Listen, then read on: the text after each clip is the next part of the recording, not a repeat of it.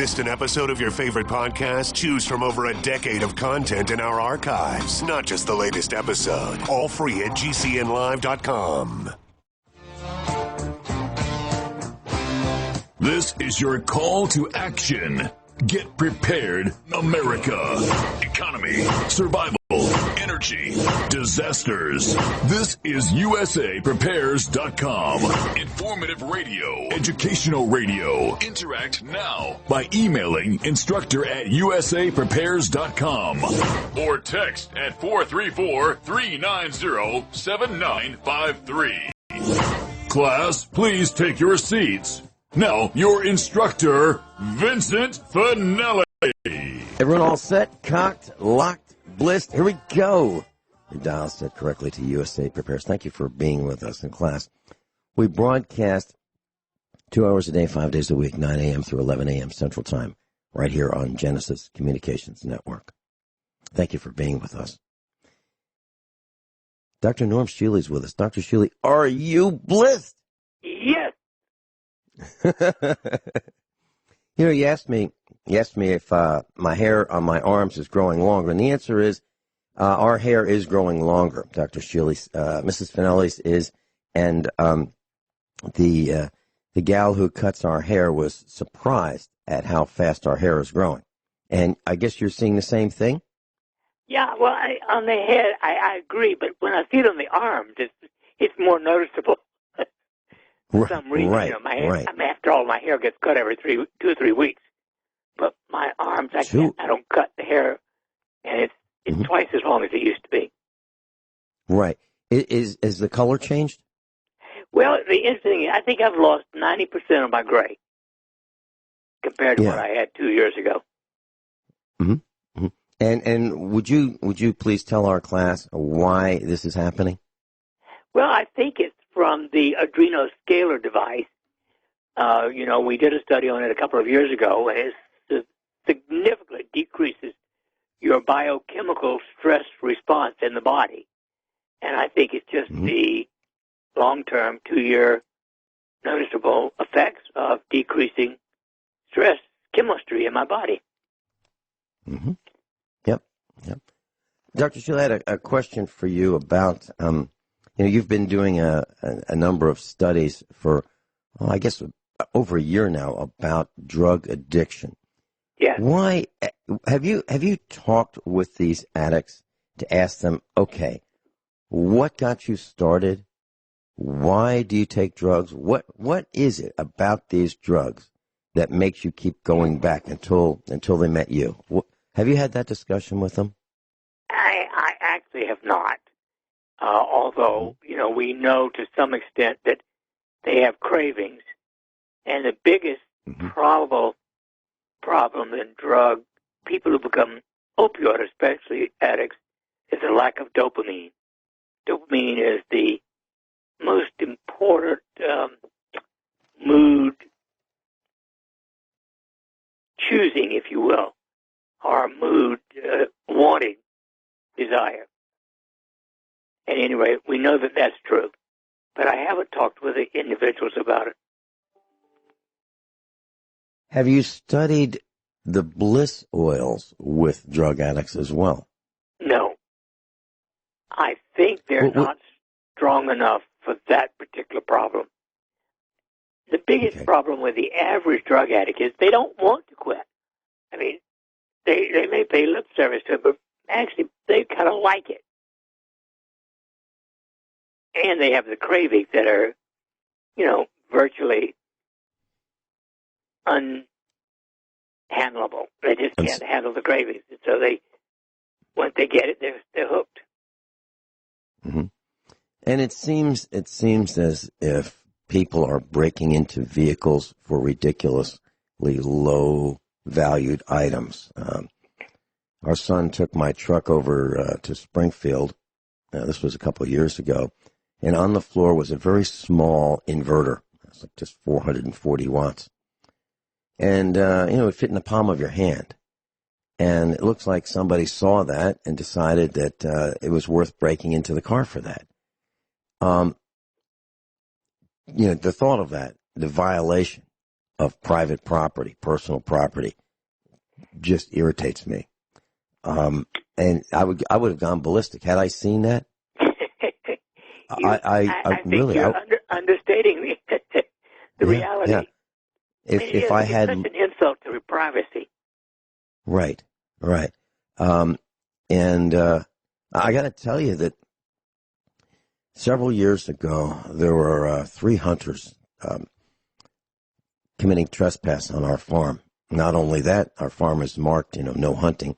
And in the corrupt state of Missouri, if you paint your fence posts purple is the color. If you paint them purple, that is the equivalent of no trespassing, no hunting. And yet, people think that they have a right to hop your barbed wire fence. I mean, there's a barbed wire fence that if you're not careful, you get sliced up. No, that doesn't stop them. They'll hop the fence and they'll go hunting. Well, these 3 individuals hopped our fence, shot and killed 3 turkeys, and our son and I heard the shots. We raced out on a dirt bike and 4-wheeler, and we were armed, and we saw these guys with shotguns. And I was screaming at them, drop the gun, drop the gun. And they dropped the guns. And I said, on the ground. And I laid these guys out. I did. And they had hopped our fence to get back to the truck, which was on the dirt road. And I laid them out on the dirt road. Spread eagle, all 3 of them on the dirt road. I was livid, absolutely livid, because they violated us. And I did not draw I had my 45 on my side, and I didn't draw it. I didn't take it out of the holster. Our son didn't either. And these three hunters were absolutely terrified, and they had shotguns.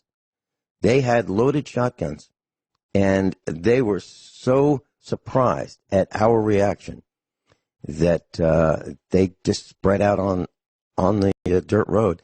And what I'm saying is, that's how violated I felt. And I made them sign a confession. I said, here it is. Sign this and you can go. And they signed a confession. And what I was and I took their ammunition. I emptied their shotguns so they wouldn't shoot us. And I told them they could have their shotguns and they could have their turkeys. And if they ever came back and did anything like that again, or if I ever saw them, I explained to them, today is the nicest you will have ever seen me. And that's after I laid them out on the road. I presume they've not been back. No. They no. And, the word is out. If you want to go hunting, there's some places where you should not go hunting.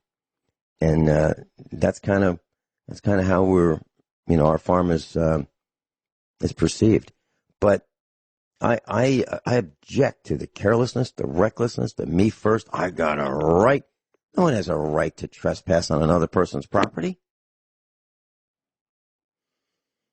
Well, that's where we are today, Dr. Shealy, and it's very, very sad.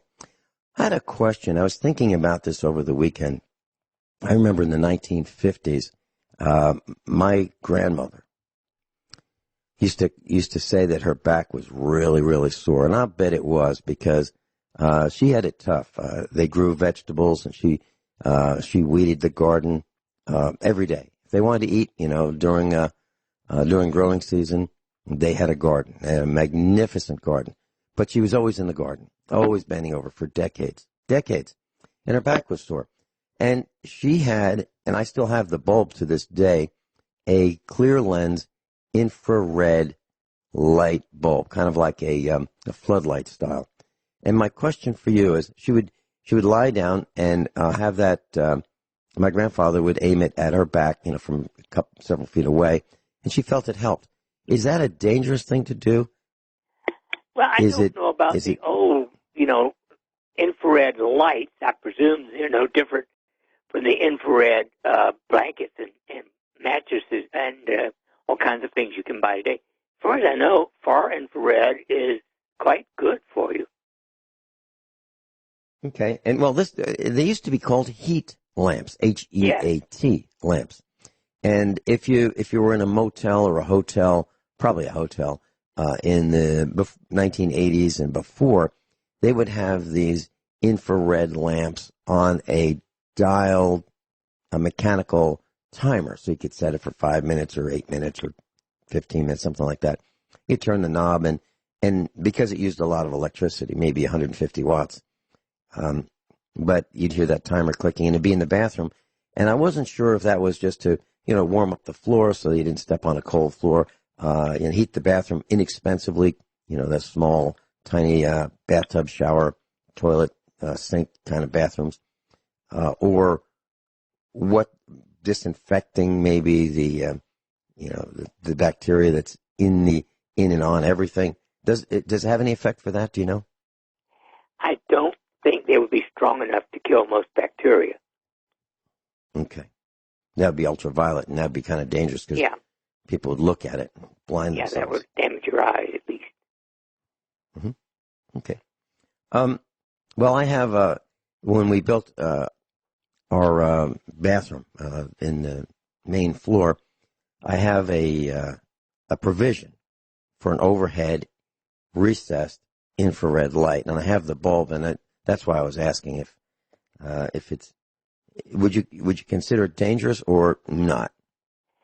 I think not dangerous, but probably not really as effective as something where you put the infrared on right next to your skin.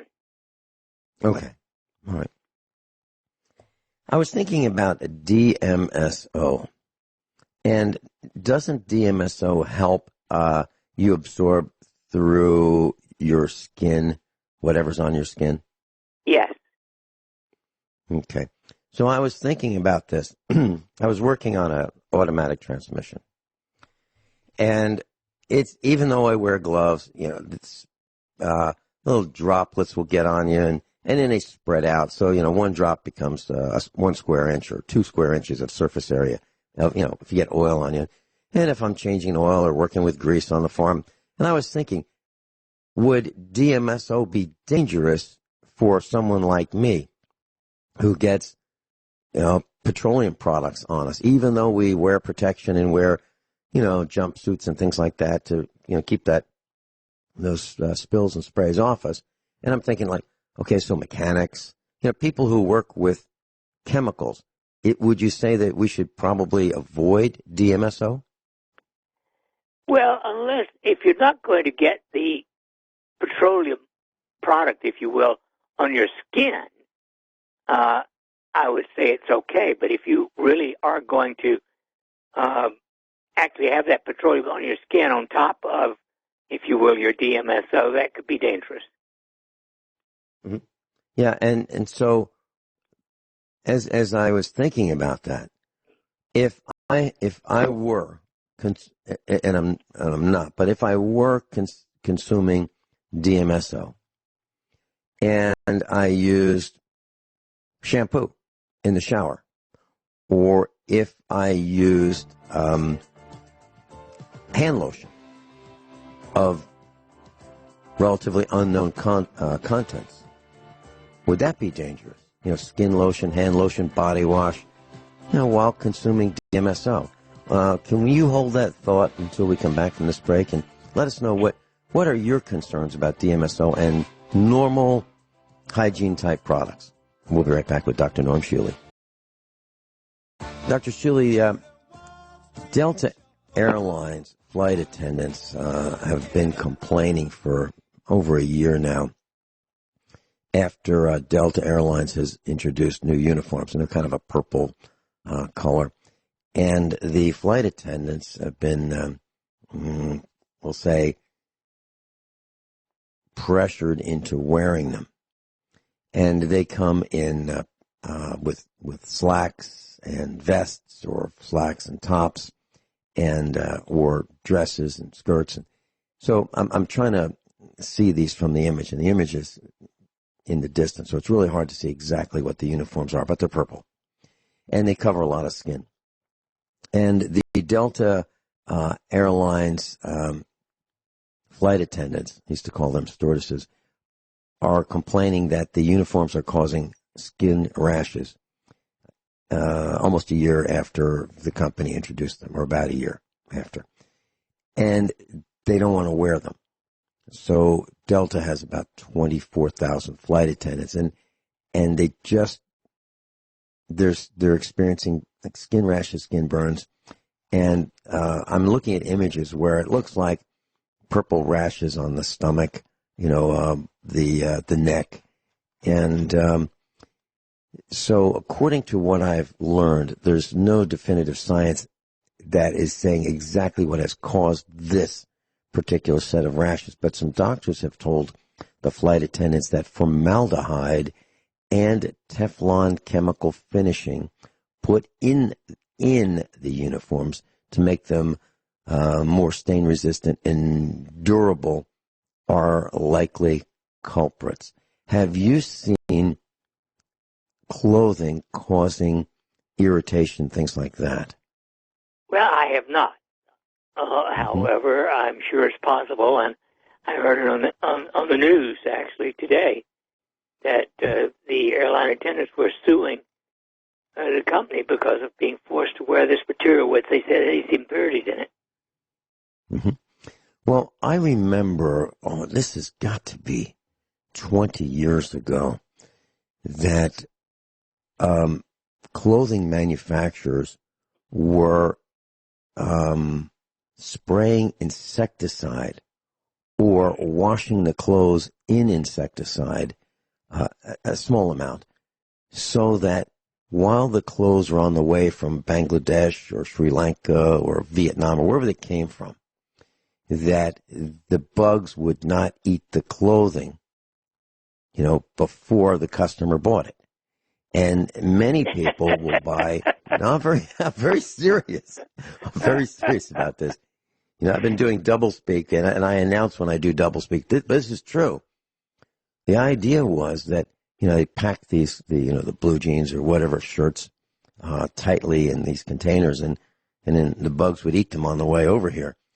And so to prevent that loss of product, they used insecticide to prevent that. So the insects just get one bite, and then they die. Well, when we buy clothing for our family, it is never worn until it's washed. And when we wash our clothing, we wash it, new clothing, several times, and we do multiple rinses. And you and I have talked about this, but I just want to share with the class another time.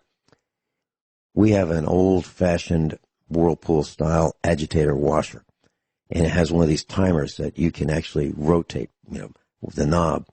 And there's a permanent press cycle, a gentle cycle, and a regular cycle. And we'll use the regular cycle. We'll wash the clothes, and when it's done spinning, its final rinse and spin, we'll go turn the dial to the rinse and spin cycle again, and we'll run water through it and centrifugally spin the water through the clothes to give it a second rinse. Now, if it's new clothing, we'll do that whole wash and rinse and extra rinse procedure twice to get the insecticide out of the clothing. Dr. Shealy, your thoughts? Well, I'm an underachiever. I only do it once. I felt once was probably enough, and I guess I've never had a problem that I know of. Well, I don't want to have a problem. And well, I agree. I think it's very wise that, there are all kinds of things in addition to insecticides. God knows what else they put in those clothes. Including the dyes. We'll be right back with Dr. Norm Shealy. That's Dr. Norman Shealy is with us. And Dr. Shealy, did you have any comments on what we were just talking about? Well, not really. I think there's one thing I do want to mention about DMSO, however. Great. Go back to that subject. You know that your FDA has been violently opposed to DMSO on the skin, but they approve it for irrigation of the bladder. That's got to be the craziest, duplicity in the world, but typical of the FDA. Mm-hmm. Do you have any concerns about DMSO? Is there anything Well, that it you'd can like to? cause skin irritation itself. It can cause sort of almost like a sunburn and flaking of the skin. But other than that, it's pretty good. Okay. I wanted to talk about frequencies with you, if that's okay. And back in the very early 70s, I was at the university. And a few of us, and I won't mention any names because of the content of what I'm about to say. I don't want to implicate anyone else. But we did some research, and you could go to the university library and you could learn about patents. And the Bell telephone system was very proud of their computer signaling system for placing telephone calls. So proud that they patented the system. And anyone could go to the library and look up how the calls were processed. And for example, back then, when you made a telephone call, let's say you were using a rotary dial, in the background, you could it was a very faint signal, and you could hear these multiple tones going off. And it took about a second for all of the tones to process the call. And you could hear it in the background. Did you ever hear that, Dr. Shealy? You know what I'm talking about? You place the call and it goes, doo-doo-doo-doo-doo, in the background. Yeah, Have you ever heard? Yep. I Okay. remember that. Okay. Well, we researched exactly what those tones were. And there were two tones that were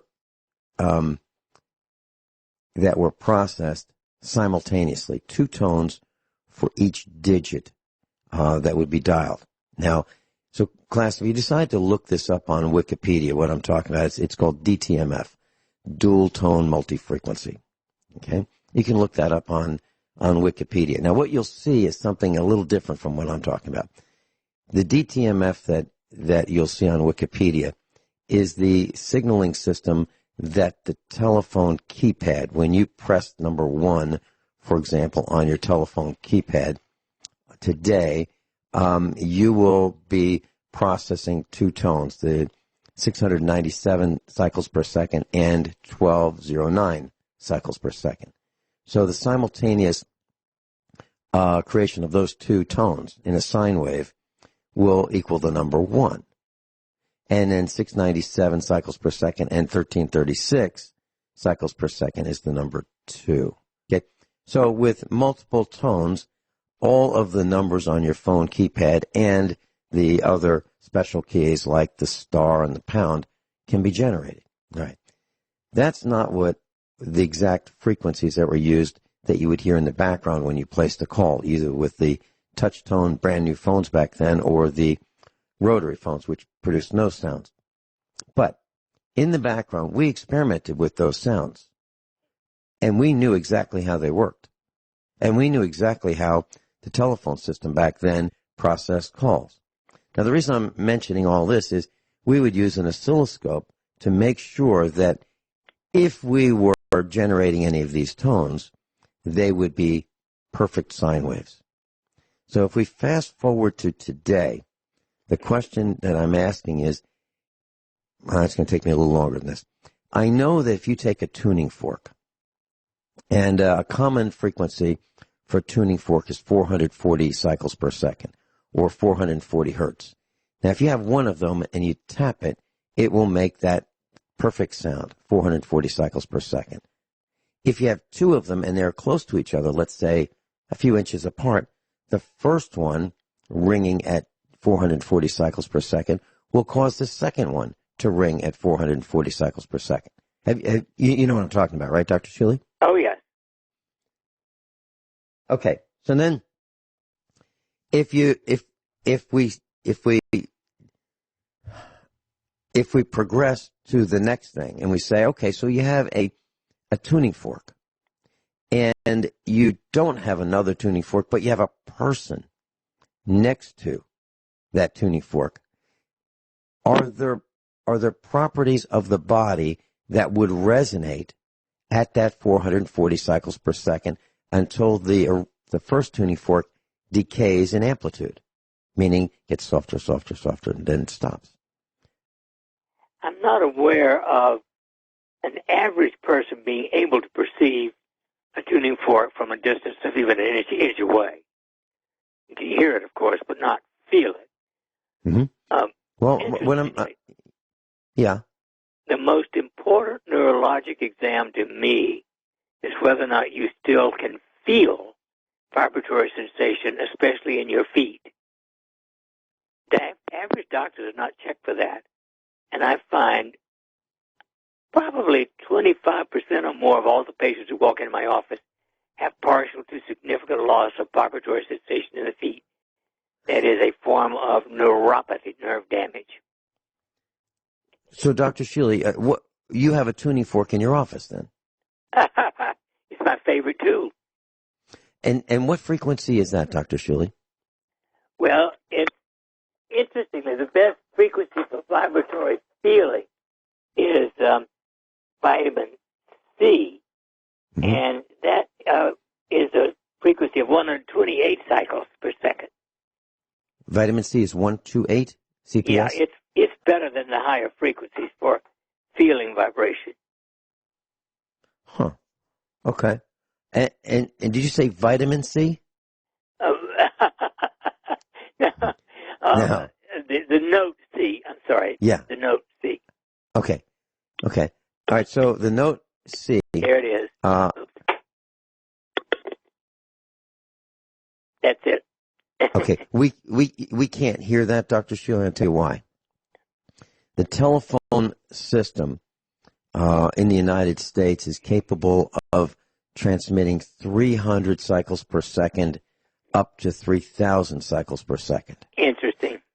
And so you are below the minimum threshold with 128 cycles per second. Now, you can hear it in your office, but we can't hear it here. So I can't hear it, and I'm sure if I can't hear it, the class can't hear it, because I have more bandwidth than that coming from my studio in the farm to GCN. So your signal did not, 128 cycles per second or 128 hertz did not make it to GCN because of the telephone communication system, the landlines. Okay. So the reason I'm mentioning all of this is to build to the level of understanding that a resonance is that frequency that takes less energy to maintain. So, for example, when we've all been on a set of swings when we were children, maybe even as adults, we've even hopped on a swing, and the word was pumping. So you'd kind of kick your legs out, and you'd thrust forward, and then you'd change your position, go backward, and you keep pumping, go higher and higher and higher.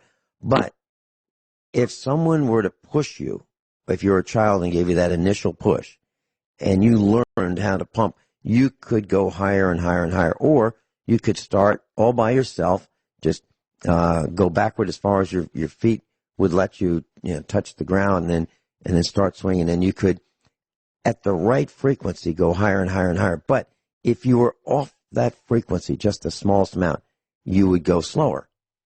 Or if someone pushed you at the wrong time, you'd go slower.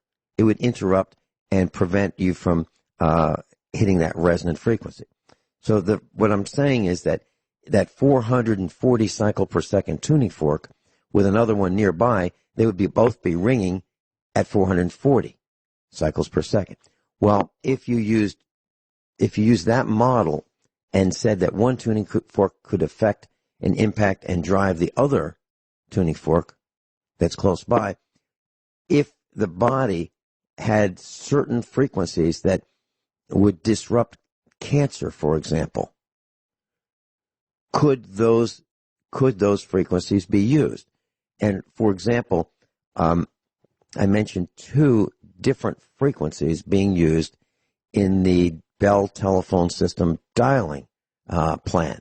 Well, what about 2 different frequencies being used together near the body? I'm not talking about sonic pressures of 120 decibels or more. I'm just talking about low amplitude signals, not too loud, but that the body can't tolerate, absolutely cannot tolerate and would disrupt cancer cells. What are your thoughts? Is there a possibility for that, Dr. Shealy? You are describing what Dr. Rife worked with almost 100 years ago.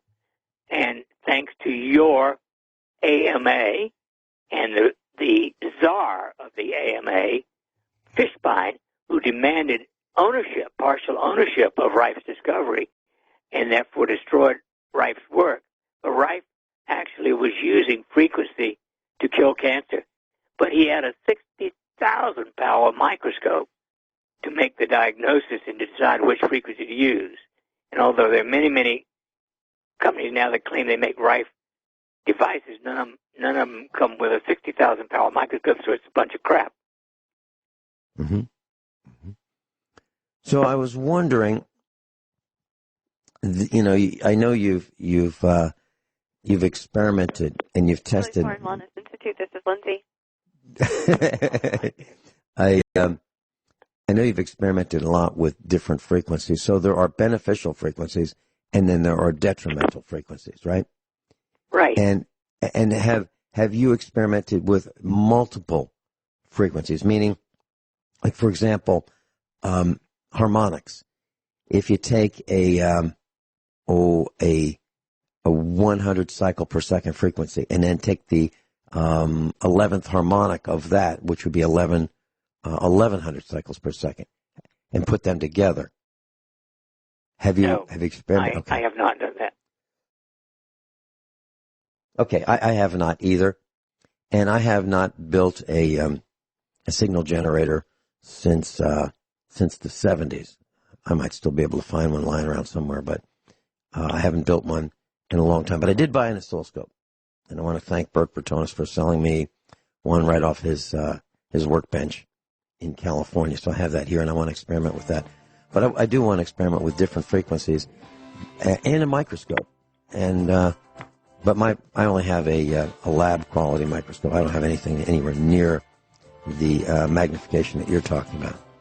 Okay, so I was just wondering about frequencies and disrupting and disease.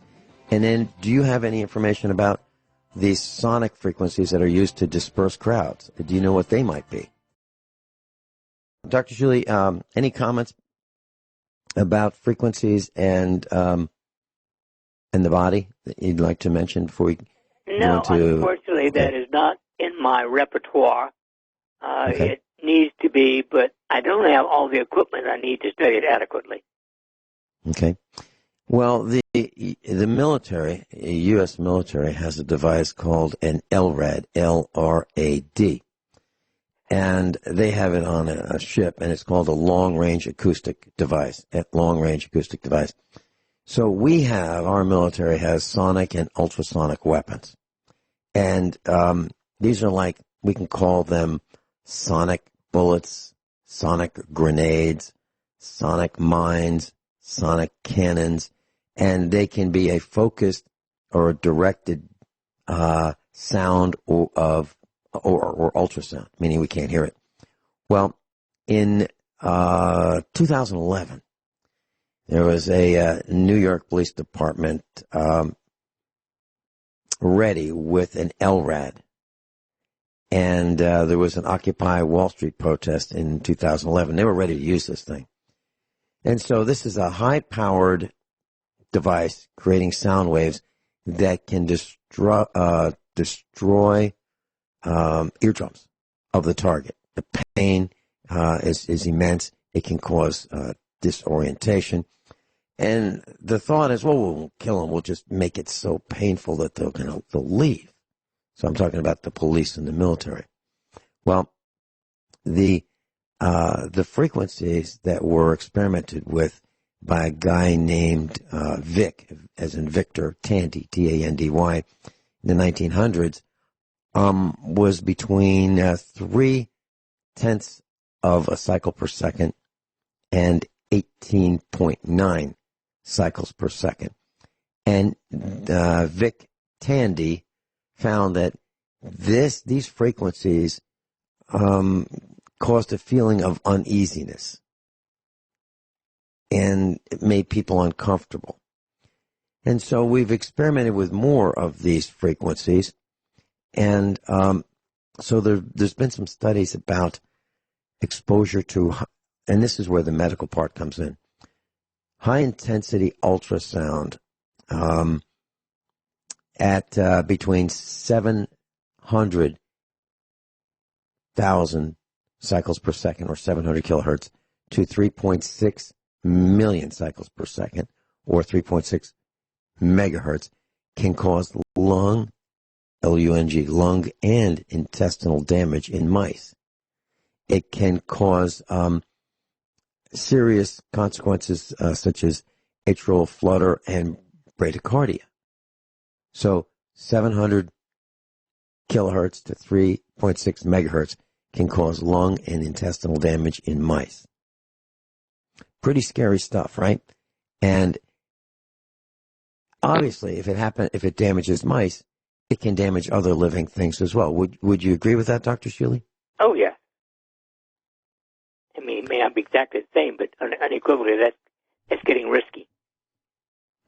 And so if we're wondering why whales are beaching, dolphins are beaching, they just jump out of the water, you got to ask yourself, is it because we are polluting the ocean with these enormously powerful sounds that we don't hear because we're not in the ocean? But we'd hear them if they did them on land and we were close enough, we would certainly hear them. This is awful. And, we're talking about what militaries around the world are experimenting with.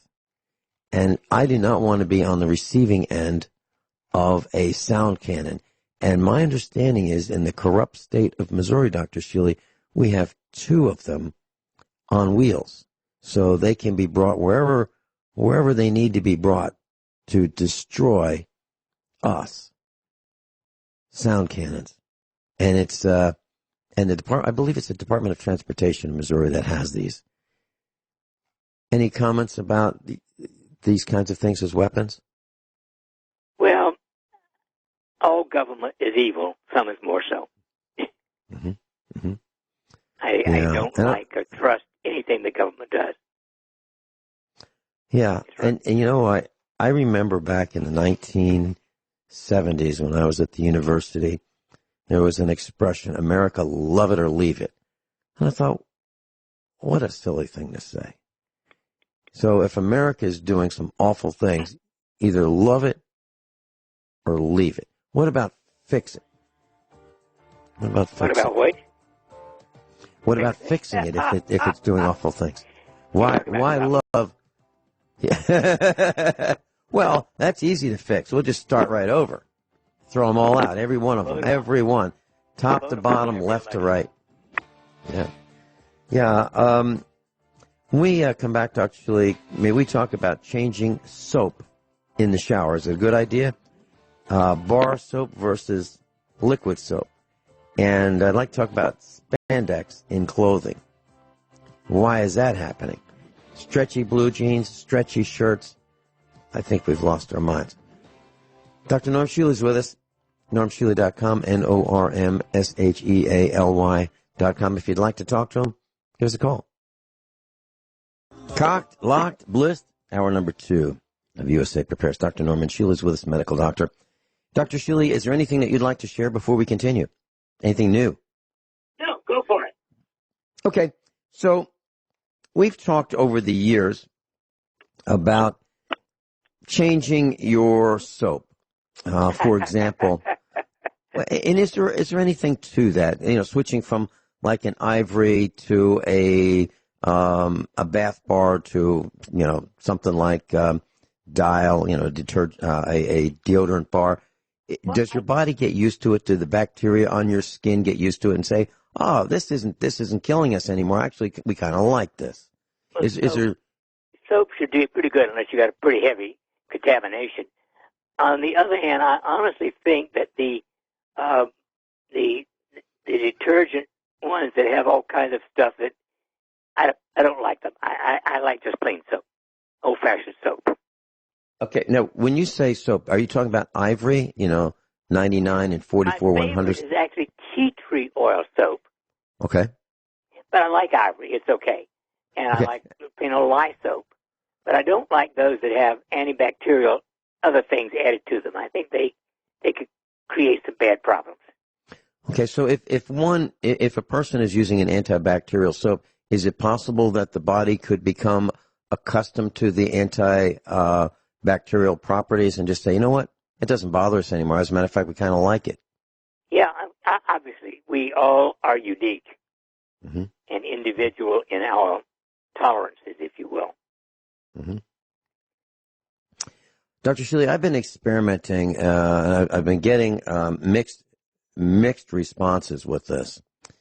What I've been doing is George Orwell's, or my version of George Orwell's doublespeak, newspeak, which would be lying, intentional lying, intentional misrepresentation, fraud. And what I'm saying by that is I'm trying with some humor to expose corporate greed and corporate fraud and corporate lying through the tool that I've adapted, which would be doublespeak. So, for example, for 3 times now, over a month now, I have delivered audio that makes absolutely no sense. Right here on USA Prepares. No sense whatsoever. And I sent Rick Miller a copy because he was going to do it with me. I sent him a copy of the script that I wrote for me. And the idea was that Rick Miller would make up his own script, and I would make up my own script. A lexicon of scientific-sounding terms that were absolutely bogus, made up, and sentences that were incomplete, and words that don't exist. So incomplete sentences that just don't even make a point, don't even finish the sentence. And what we found was that people are not paying attention. They are not listening. The radio used to be the center point or the focal point in a home in the 1920s, 1930s. And people would sit around the radio the way we might have sat around a television in the 1960s, where we'd be focused on the message and the actor, the play, or the video, or whatever you want to call it. We were interested in it. But today, I don't think that's the case for many people, and I think radio has become background noise, where people sort of hear it, sort of don't, sort of pay a little bit of attention, but miss 99% of it. And that's just my guess. And it's just there, but not serving the purpose that it used to either fully entertain or educate. Okay? So it's become more commercials, more hurry, that kind of thing. And we are really not paying attention. But in the same line of thinking, I don't believe we're paying attention to many things at all, including what is going around us while we're operating our vehicles. I believe people are totally distracted. They're zoned out. They're zombies. And so that leads me to this question, Dr. Shealy. In your practice, are you finding that when you talk to people that it's more difficult than ever before to get their attention? Like, look at me. Listen to what I'm saying. Here's what you need to do. Yes. That was easy. I find that people who failed everything else, they come to me for theoretically a holistic alternative approach, and they still don't want to put any effort into it. They want me to, push a magic button so they don't have to think or do anything. Much too often. And we're talking about Dr. Shealy. We're not talking about a regular office visit. We're talking about someone who is way outside the normal realm of thought process to help them. Way outside. And so you're finding it's difficult to get them to pay attention. Do you have a feel for why this is, Dr. Shealy?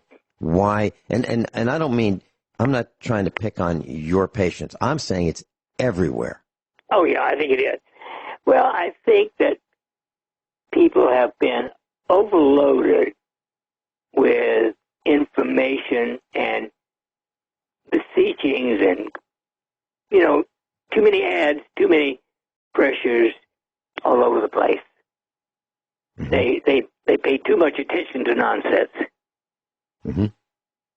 And they're being bombarded. If you walk into I went into a shoe store, and there was a guy up on a platform, and he had a microphone, and he's saying, well, shoppers, we have a special here. If you buy one of these, you get one of these at half off, and you got to do it today. And then we have these 10% off, and all you do is, go to your smartphone, right? Go to your smartphone, and you'll be able to access, this.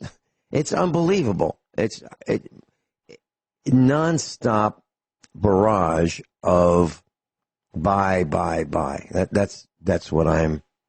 I'm loading up I wanted to share with you some of the text, and if I can bring it up, I'll tell you what I said on the air that made absolutely no sense.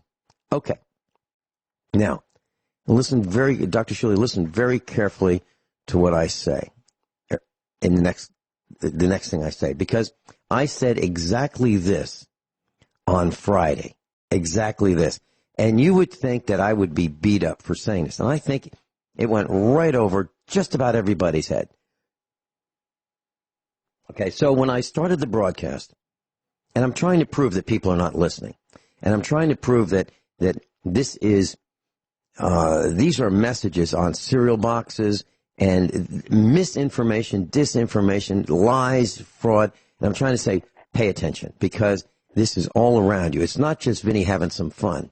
It's all around you. But I'm trying to have some fun and explain how bad this is. So here's what I said. On Friday, I opened the broadcast. Now, normally, I would say, everyone all set, cocked, locked. Dr. Shealy, are you blessed? Okay, I would say that. Well, on Friday, the very first word I said was the word well. Now, I didn't say there was no opening other than this. Well, thank you for calling, Tom. It's always nice to hear from her. At this time of the Southern Hemisphere, especially when the frozen has always melted. And before that happened, I'd like to return to the previous discussion that we sometimes saw. 866-582-9933 is a number. Please feel free to call during our normal hours of operation, which vary. And even though that number does not ring in the coastal time zone, we'll pay for the call. The telephone listen line.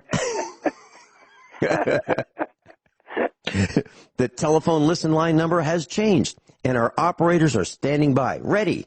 The usual 10% discounts apply until your order is taken, at which time our specially trained staff will assist you in redialing. Dr. Shealy, nobody beat me up. No sense of humor. I got up in the middle of the night and last week, and I just, I had this big grin on my face, and I said, I'm going to do this. I really don't care what anybody says. And I've decided that I'm not going to do radio unless I have fun. And what I'm really trying to do is teach a class on how we have become so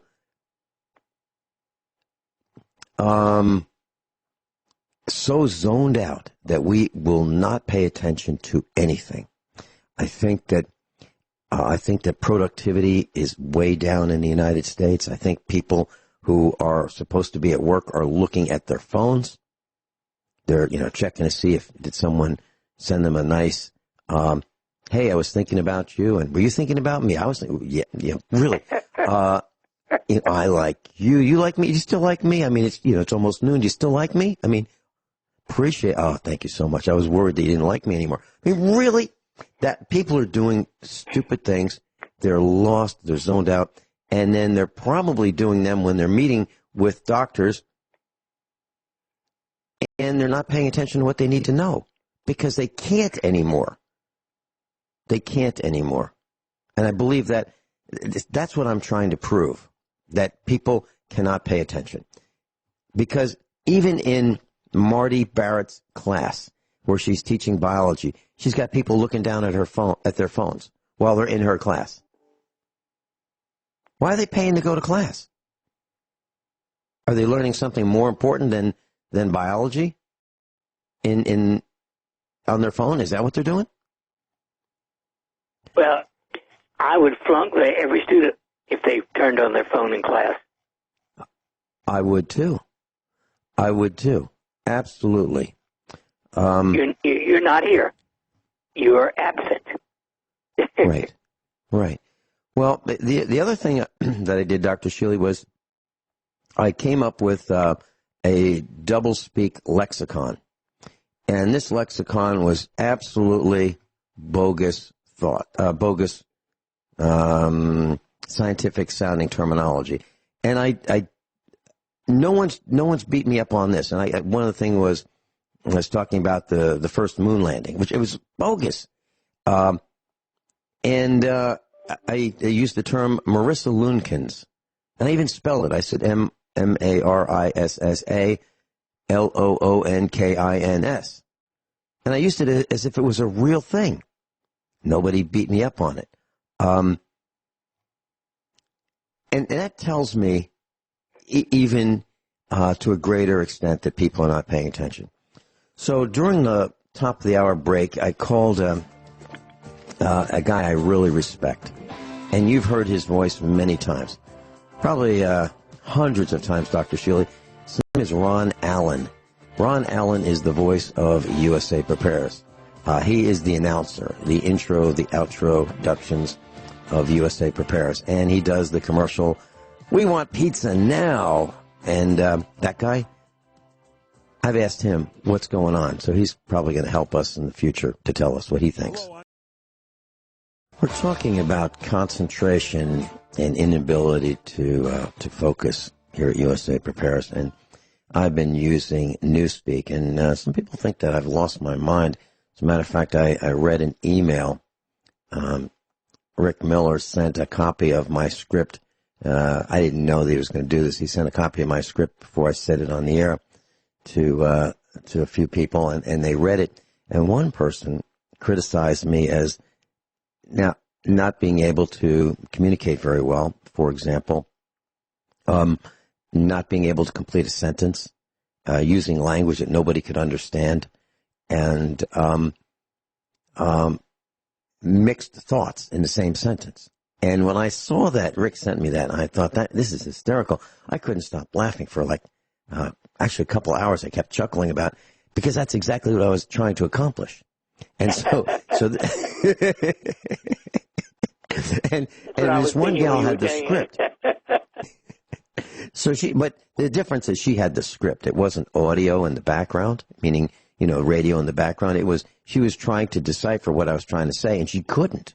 And I ran it through the Flesch-Kincaid grading level scale, and it came out to 27th grade, which means virtually no one on the planet has achieved the 27th grade. Maybe a couple. Maybe, Dr. Shealy, you are one.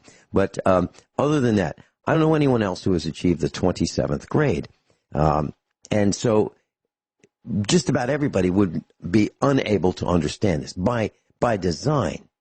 So in that line of thinking, Dr. Shealy, since most people cannot concentrate, those of us who still want to be able to be innovative, want to be inventive, want to create, want to stay with it long enough to fruition, what do you recommend we do in order to be able to concentrate, since most people cannot? Well, I would always go back to retrain your brain. I think the problem with brains today is they haven't been properly trained. They've been disoriented with the junk of the media. And we aren't taught, really, in school, basic detachment. In other words, a proper mind can decide whether something is worth focusing on or not. Is it worth my time and energy to even think about this? And that's where my old favorite RJ training is the baseline for retraining your brain to be in good shape. So when I had been to a couple plays in my life, it's not something that I had been to in decades, but I had been to a couple of them. And they would have acts. So a play might have 4 acts, maybe 5 or 6. And an act might be 15 minutes long. So an act would be kind of like a television scene. So the camera would be focused on one room, and there'd be some dialogue going on in that room in television or in the play.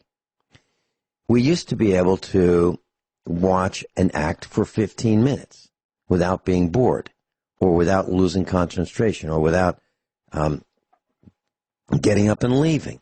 However, when I started teaching school back in the 1990s at the high school level, I noticed early on, like day number 1, that my students, I had 60 students in the class, had short attention spans.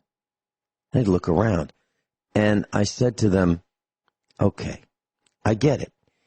Y'all watch TV, and the scenes are 3, 4, 5 seconds long. And you expect me to be able to deliver different scenes and keep you entertained with a new scene every 3, 4, or 5 seconds as you see on television. And they looked at me and I said, I can't really do that because we're in real time here in class. We got 3 hours of class every other day. I cannot keep changing the scenery every 3, 4, or 5 seconds because we're in real time. So that's when I adopted the character of Columbo. And I was Columbo in class all the time, even in and out of class. So I was using that character to entertain them in real time. And I've kept that character to today. But what I'm saying, Dr. Shealy, and I'd love to hear your comments on the other side of this bottom of the hour break, we have lost the ability to stay on task more than a few seconds. Literally 3, 4, 5 seconds. And when we start wandering. Training the mind, and I think you've hit it on the head, but I'd like to come back to this. What else can we do? Class Dr. Norm Shealy's with us, normshealy.com. And if you'd like to peruse his website, it's normshealy.com. Telephone number for his clinic in Springfield, Mo, Central Time Zone, 417-351-5221, 417-351-5221. Dr. Shealy, concentration. I know for an absolute fact that if you had a cell phone right next to you when you were trying to write your book, you could not do it. Well, you're right, but of course I don't. Right. And I don't either. There are broadcasters who have their cell phones right next to them when they're on the air. I can't believe it, but they're texting, reading tweets, looking at the news, listening to messages, and they're on the air. I can't do that. I am not capable of doing that, nor do I want to. I want to stay on topic, and I want to try to do the best I can. Okay, Dr. Shealy, stretch clothing. I can't believe this. I went to the factory outlet, the Wrangler Lee factory outlets, called VF Outlets. It used to be Vanity Fair, I believe. And they've got one in Lebanon, Missouri. And when they have a sale, I buy clothes for the year there. And so I bought some blue jeans, and I bought some of these khaki-colored shirts, long sleeve. All my shirts are long sleeves. And, with buttons down the front. And so I bought the same kind I, bought years ago. I got them home, and I thought, these really kind of feel odd. So I looked very carefully at the label, and it's 98% cotton, 2% spandex. Now, why do I need a spandex shirt? Why? I don't need a spandex shirt. I mean, is it so that, you can overeat and just push out that gut a little bit, and the shirt will still fit? Is that why we need spandex? And my son was telling me that I can't think of any reason why we need spandex. No, I'm serious. I am absolutely serious about this. My son was saying, hey, Dad, look at this pocket, and this rear pocket on his blue jeans. He has blue jeans made by, he likes Lee. I like Wrangler. He likes Lee. And so he said, look, the pocket's ripping off. This is the 10th washing of these jeans, and they're falling apart. He said, Dad, don't you know? Jeans are spandex now. And so now we have these, I don't know, sprayed-on looking jeans, and actually they look sprayed on because they are an expandable fabric. Dr. Shealy, do you have any concern about spandex as a material, as a synthetic material in clothing as compared to cotton clothing? Is there a concern or not? I won't buy it. If I could stretch it that way, I'll just turn it down before I even stop shopping. Well, and see, that's back to that's back to doublespeak. Why is it that that this is happening? And it didn't. There was no big signs, said now with spandex, on the shirt. I didn't see it. I mean, you have to read this little tiny label that has a microscopic print, and that's how I found out. So they're going back. I haven't warned them. I thought, gosh, why do these feel so strange? Okay. Is there another way that we can improve our concentration so that we can actually get something done? Now, I'm not talking about, if you go to work, there's the pressure of peer pressure. So, allegedly, supposedly, the guy or gal next to you is doing something, so you should be doing something, so you shouldn't be daydreaming.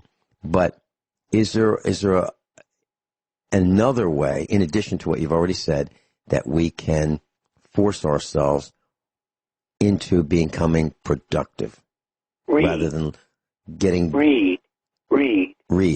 Huh. I still love reading. I don't watch television at all. But to me, an hour or two of reading a good book is one of the best things in the world for the brain. Now, I don't read many novels. Mostly I read factual material. A lot of it is scientific or metaphysical. But, I love all of Sitchin's books.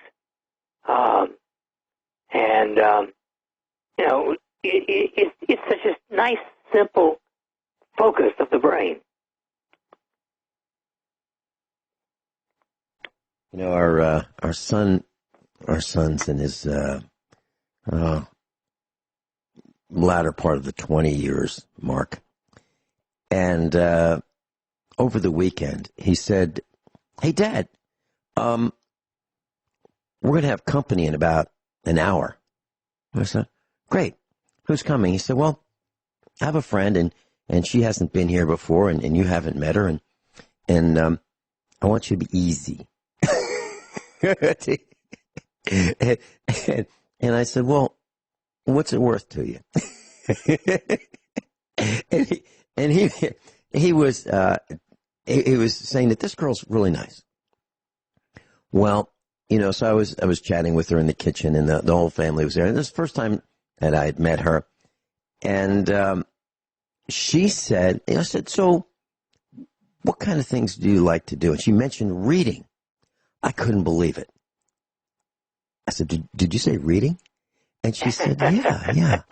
And so I said, "Well, let me ask you this. And this was after I had chatted with her for, I don't know, maybe half hour to an hour. I really like this girl. I am so impressed.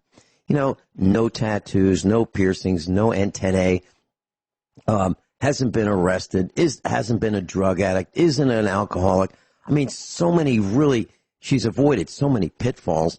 She's pretty, she's nice, and I'm absolutely impressed with this gal. And I've only met her, for a short time.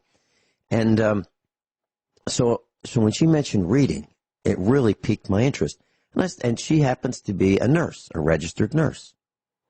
And so I was asking her, different medical questions, things that you and I have talked about. I wanted to get her take, see how she's been programmed by the, Western medicine. And I said, "Have you heard the name Dr. Norman Shealy?" And she said, "Yes." Now I'm really impressed. And so I went into the studio, and I had 3 copies of your book called The Illustrated Encyclopedia of Healing Remedies. And one of them is the one that I asked you to personalize for me. And so that one is still on the shelf. She's not getting that one. But I had a total of 3 copies. And so I went to the studio and I got one and I gave it to her. She was stunned. Absolutely stunned. And why? Why did I do that? Because she said she read and she knew of you. And Dr. Shealy, very seriously, and class, this is not a commercial. This is an endorsement. If you're only going to buy one book in your entire life, that's it. The Illustrated Encyclopedia of Healing Remedies by Dr. Norman Shealy. I'm serious.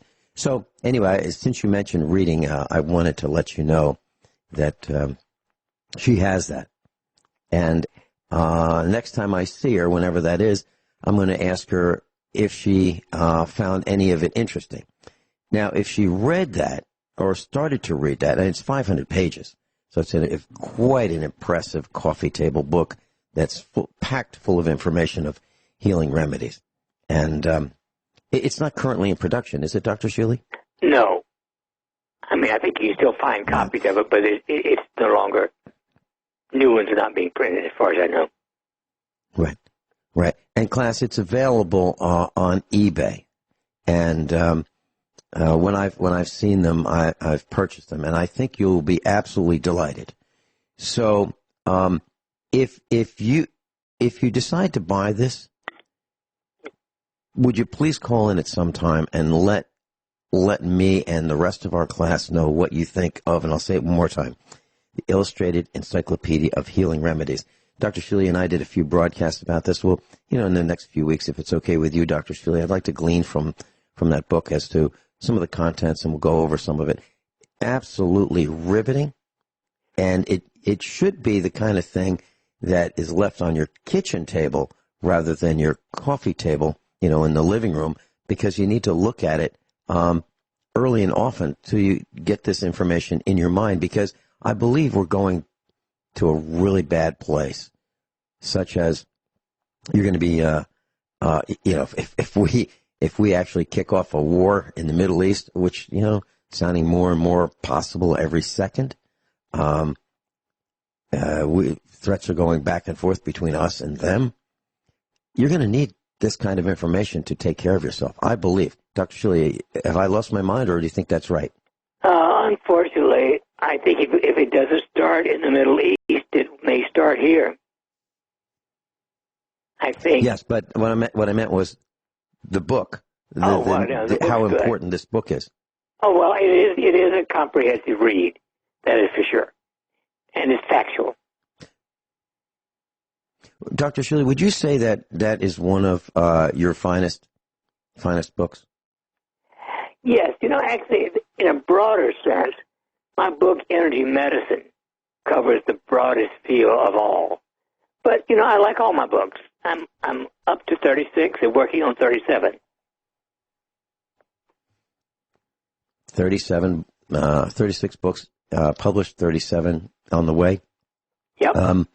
I'm looking forward to hearing about that, and we can talk about that whenever you're ready, Dr. Shealy. I'd love to talk about that. I met a gal from Europe, and I was traveling, and I happened to meet this gal, and she's in the medical industry or world, and she said that she wanted that book from you, and she was able to find one, and that is her most prized possession. Fascinating, isn't it? That's certainly a very nice compliment, to say the least. Yeah, well, absolutely true. Absolutely true. Okay, I had a couple other questions or thoughts. All right, so this is kind of a tangential, let's call this unintended consequences. So La Nina, the climate phenomenon, has sparked a 30% jump in diarrhea cases in Africa. Now, this is in Africa, but I'm sure that similar things are happening in the United States. So what they're saying is that rainfall a jump in rainfall is causing diarrhea in Africa because rainfall flushes pathogens into water supplies. We've been talking about this for years, how your well was fine today, and then all of a sudden tomorrow it could be contaminated with pathogens. And we're also saying that in Australia, if you look at the map, Australia is about the size of the United States. And they have been chemically spraying aluminum and magnesium in the air. And now it's on land, and the fires are blazing hot, out of control. And Australia's about just a little bit smaller than the United States. And it looks like the fires are completely surrounding the coastline, of which Australia has nothing but coastline. Dr. Shealy is with us. In class, what I've been trying to say is that Australia is about the size of the United States. Actually, Australia is a little bit smaller, has about 10% of the population of the United States, and it's on fire. If you looked at a map, you would see a ring of fire around almost the entire coastline of Australia with fires going on in the middle, and they're called brush fires. And they're very, very hot, and the wild animals and wildlife is being destroyed at a record rate. Okay. Then if you look at the United States, but they've had chemtrails over Australia. Gwyneth Isaacs will tell you that. And if you look at the United States, we've had chemtrails flying for years. And when we have fires like in Paradise, California, the firemen would say that the fires are so hot they couldn't fight them. And we believe this is because of the magnesium, the aluminum, and the particles that have landed on the ground and are really hot. Like what's it like? Like sparklers. Like we used to light those sparklers, right? Well, that's the same material that's in some of the chemtrails. So put all that together, Dr. Shealy, when we have rain and all of these sprays have landed on the ground, and when we have rain and those chemicals and all the other chemicals like Roundup and fertilizing products with insecticides in them, put that on our lawns, all this stuff mixing with rain runs downhill. What are your thoughts about all this, Dr. Shealy, and our health? Well, the world has become so complex and so overrun by the leftistas that there's nothing sane anymore, in my opinion. Basically, but politicians are free from the insane asylum. I think that's because the cause. They are free from what used to be a locked up insane asylum. Right. Right. So you're saying they're running around loose, wreaking havoc on the rest of us. Exactly. Dr. Shealy, I have mentioned this, and you don't have to answer this if you don't want to, as with anything I talk about. You're free to say, I don't want to answer that. I believe we are headed toward the second American Revolution, based on oppression, based on spying, based on so many things. Inflation that is absolutely out of control. Do you think that that could be true, what I'm saying, that we are heading quickly toward the second American Revolution? Absolutely. Absolutely. I think that the insanity of Pelosi and Schumer and Adams and all those people is unheard of. Dr. Shealy, in your practice, are you finding that inflation, meaning the consumables, the products, everything that you offer for your patients, the things that are necessary for your practice to continue, are you finding, as I am finding, that prices are going up and up and up? And each time I look, I can't believe the increase. Is that happening to you? Or is it yes. just... It's everywhere, I think. Mm-hmm. Mm-hmm. So if you were to build a Myers cocktail, would you say it's more expensive than it used to be? Oh, yes. Mm-hmm. Yeah. So, class, when Dr. Shealy makes a Myers cocktail, and I've seen him make it for me, right in front of me, there are several ingredients that get injected into the IV drip. He makes it right there, and there are several vials that are measured very carefully and put into the IV drip just prior to the drip. So those things don't come free when they're delivered. And Dr. Shealy, what I'm seeing on the farm, everything I want to buy, whether it's an electric fence charger or electric fence tape, insulators, supplies for the cows, fencing, materials for barbed wire posts, no matter what it is, I'm stunned at what the latest price is. It's way more than it used to be. Not a little bit, way more. And I don't know how this can continue. And that in itself, I think, could cause the second American Revolution. Because farmers are going under. They can't do it. We farmers cannot survive selling farm products with the prices that we have to pay because the customers won't pay it. We can't pass it on. That's what I'm seeing. And that's why I think it's just one of the reasons. That and the oppression and the spying and the vandalism and the theft. And then they have these drug addicts who want to steal things from those of us who worked hard to get them. Put all this together. And then these lying, cheating, miserable politicians who are going to watch the collapse, watch the revolution from high atop the collapse and revolution, or below it, underground. That's what I see coming. Dr. Shealy, your comments? I'm with you all the way, Big Blue. Yeah, but it's going to be a rough ride. Yep. It's going to be a terrible ride. And then we have the GDP who has, there are those who make things happen, there are those who watch things happen, and there's the GDP who say, what happened? Yeah. And they're outnumbering us. Dr. Shealy, thank you so much for being with us. And next week, why don't we take a look at your encyclopedia and share some of that, if that's okay with you. Terrific. There we go. Always great to be with you. Great to be with you, Dr. Shealy. Thank you so much.